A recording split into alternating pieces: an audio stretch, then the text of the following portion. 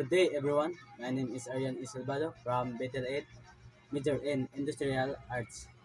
So, what I understand about ICT, ICT refers to the introduction of computing, telecommunication, and digital technologies to process, stores, and share information, if including devices like computers, smartphone, and tablets, as well as servers, networks, and internet-based servers.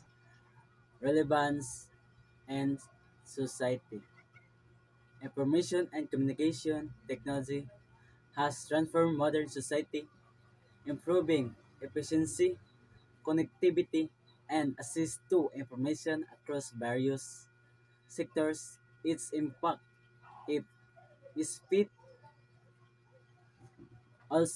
almost every aspect of life.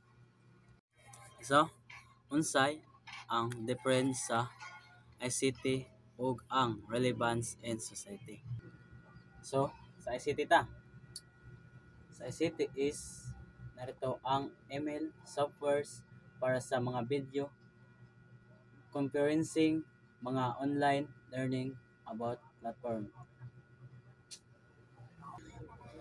Para po sa relevance in society, kay para ma-improve ang collaboration between colleges across location, assembles education sa remote learners at mas mapadali ang communication sa mga negosyo.